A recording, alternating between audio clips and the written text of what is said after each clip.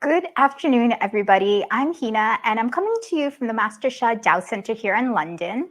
And I am actually sitting here with one of the center leaders here, David Lush. And David, I have to say, this book that you co-authored with Master Shah and Master Cynthia Devereaux is one of my favorite books. It's small, it's pocket-sized, it's convenient to take around with me.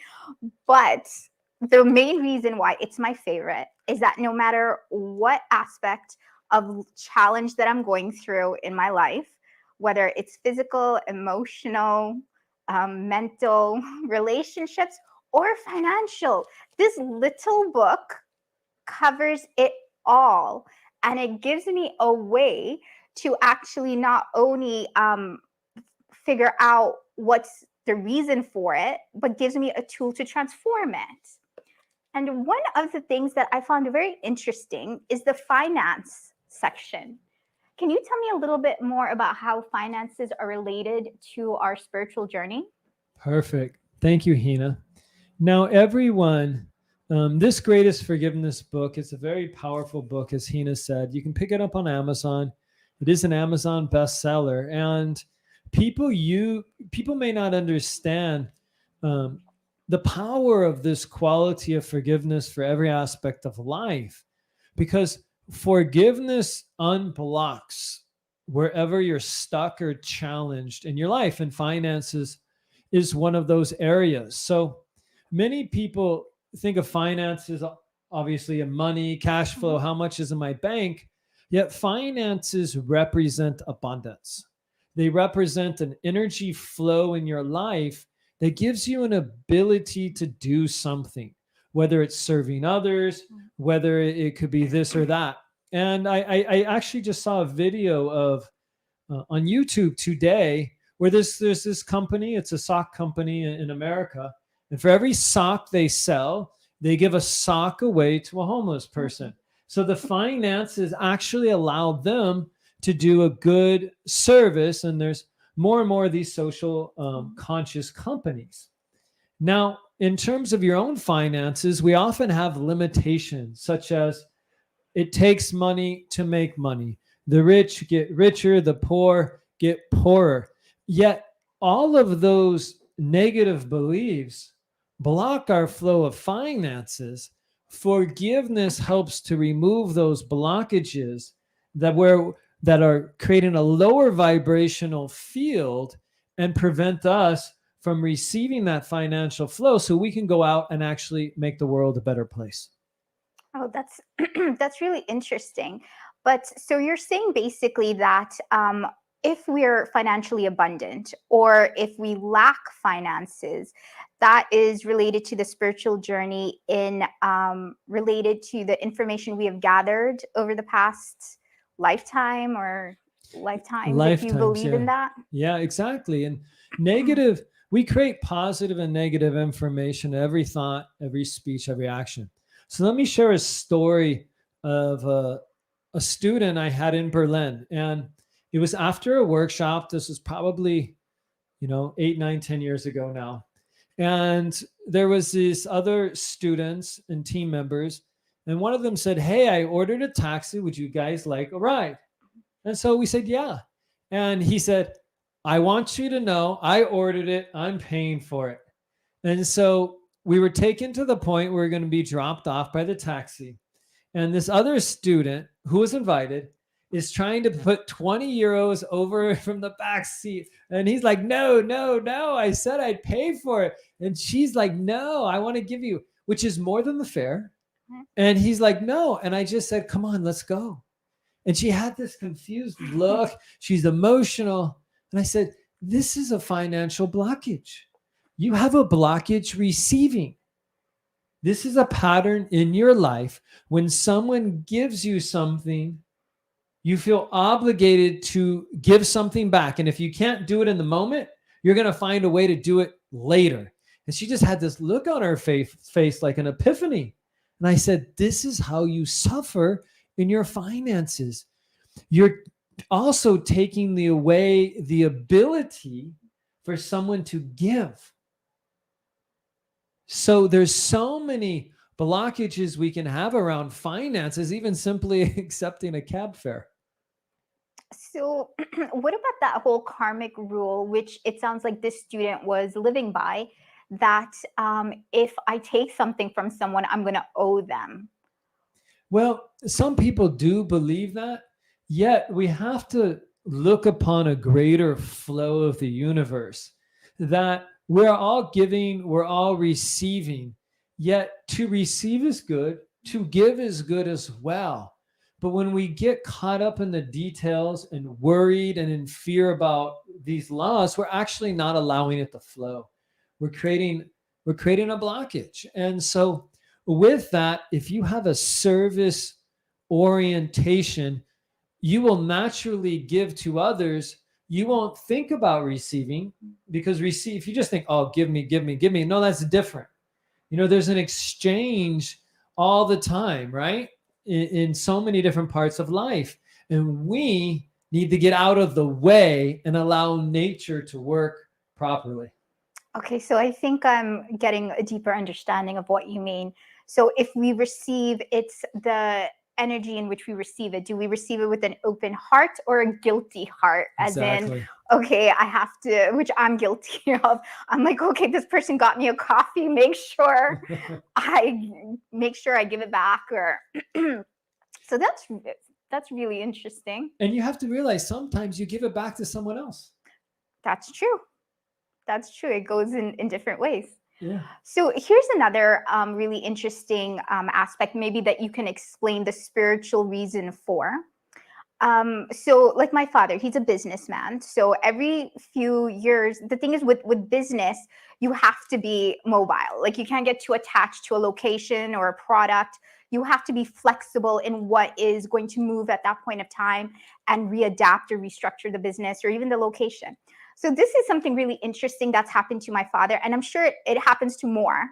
But it seems like every few years he'd open a business, did amazing, then something would happen, and he literally would have to start from scratch.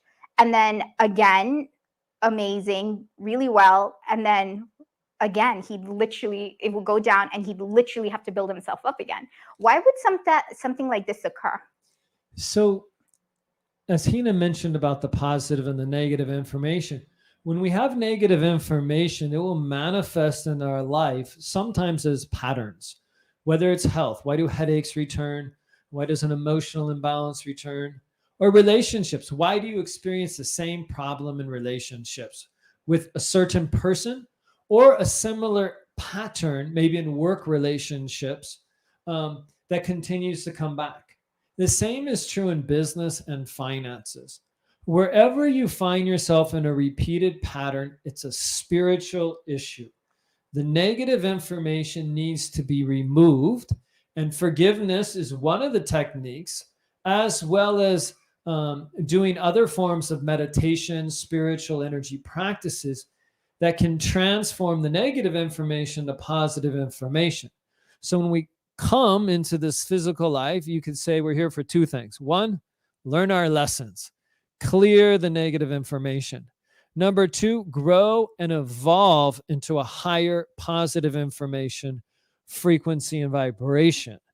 And with that, your father or someone in this situation has to transform that negative information, or it will continue to repeat and repeat and repeat, because that's part of learning the lesson.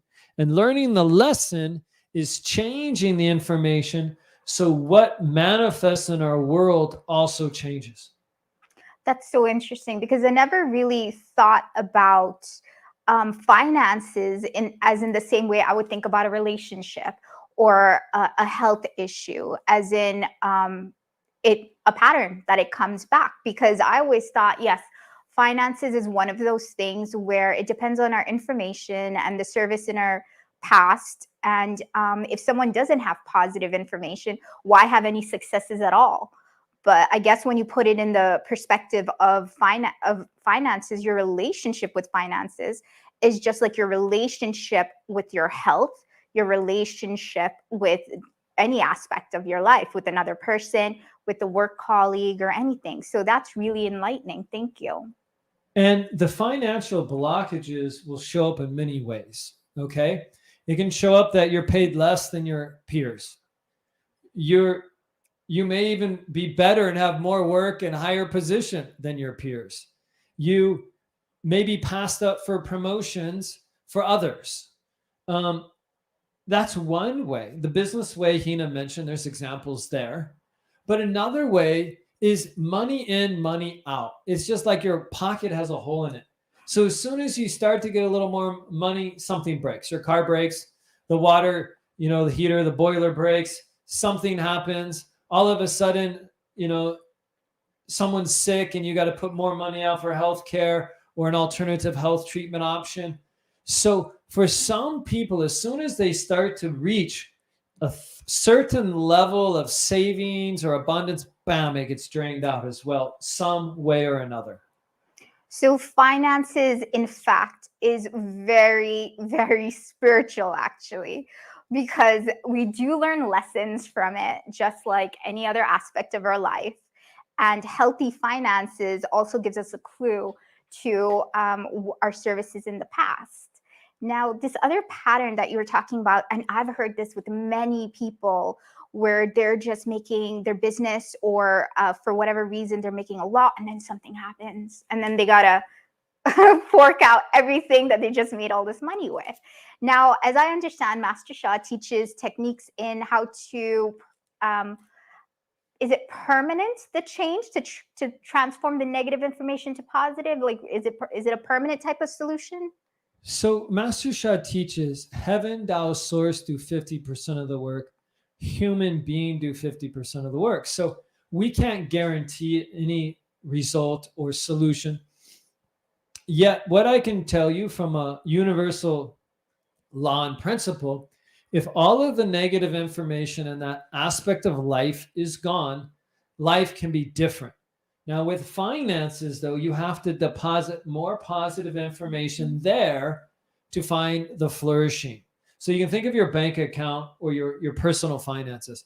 If you have 100,000 in debt and you clear that debt, you don't have more in your account. Now you got to put more in your account so you can gain the ability for freedom. And the other thing I find, Hina, is many spiritual people can be very uncomfortable around the topic of finances. They feel like maybe being spiritual and having a lot of money is wrong. Or people, if they have too much money, maybe they'll make mistakes. Or they have all of these mindsets and beliefs on spirituality and finances, yet that shows the disconnection, the separation, the disorder, the disharmony within, because people feel it. They feel uncomfortable. They're, like you said, I feel guilty about the coffee. I feel, worried. I have fear. All of those emotions show where you need healing around the topic. As long as you're coming from a place of service, to do good for others, whether it's your family, your friends, your loved ones, and not for greedy, selfish reasons, you're okay.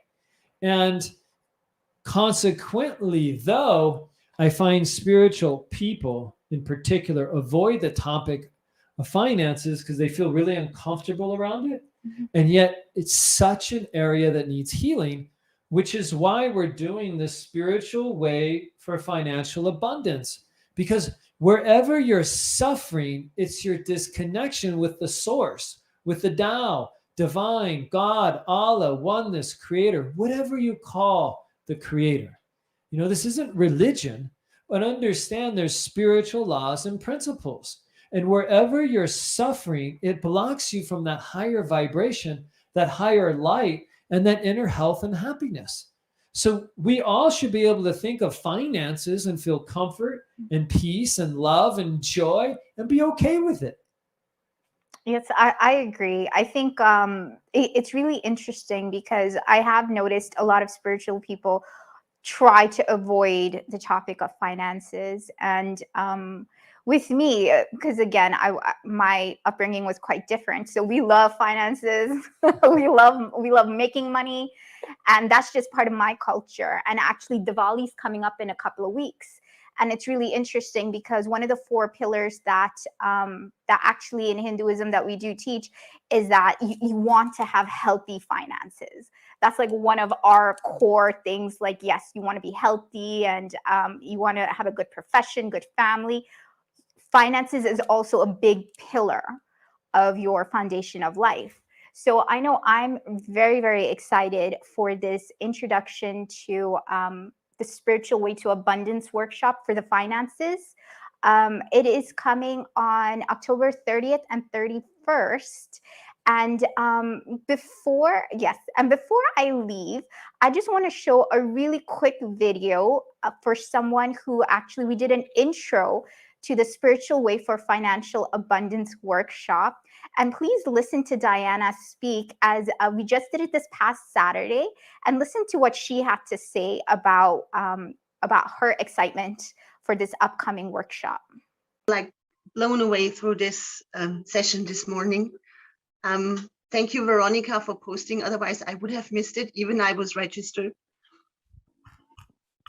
What came clear to my awareness now even more is what you shared, David, with this complaining, my plate is not full, and this, how important the gratitude is for what we have and what we received. And I myself, now due to sharings, it just happened, I realized that even I did not have always this abundance, but I was not grateful enough for what I did have already.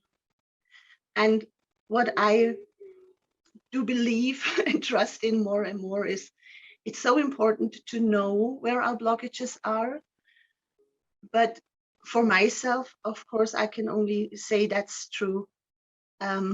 I do need the help of this field, of the practice, of the treasures of the group to really transform it. I cannot do that on my own. So I'm deeply grateful for today's session and for being with you. And I'm very much looking forward to join.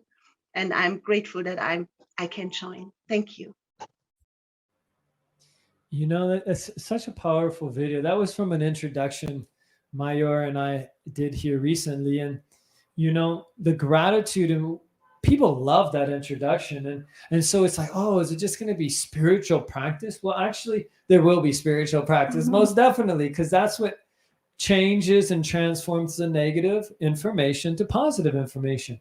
Yet we're going to take you through a 12-week plan. We're going to really help you identify some of these blocks so you're able to become conscious and aware in the moment, so you can change these thought patterns, these speech patterns, these action patterns to welcome a more financial abundance flow. And so, you know, there's so many people registered, like probably close to 150 people right now, it'll be more. And it's going to be an incredible workshop. And we welcome you all to join.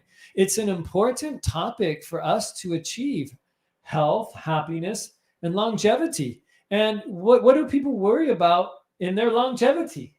Finances. Who wants to worry your remaining years? Everyone wants happiness and joy. Yes, that's true. I mean, I definitely do. I know when I'm retired, that's the last thing I want to worry about is, can I afford to do this or that? No, when I'm retired, I'm like, okay, that's it. No worries. But thank you so much. And thank you everybody for watching. If this is perhaps your first time watching, in the video, Diana mentioned something about being in the field to help her transform the financial issues in her life. If you would like to find out more what the field she's talking about, the field is the field that's created here by Dr. and Master Jigong Shah at the center. And that is the #1 transformative tool that teachers like David and Mayor use to help transform the issues in our life from negative information to positive information to get the results we are all looking for. So tonight, David and Mayor both will be doing another introduction to the Spiritual Way of Financial Abundance workshop tonight at 7 p.m. The link will be in the comment section. And the workshop is October 30th and 31st.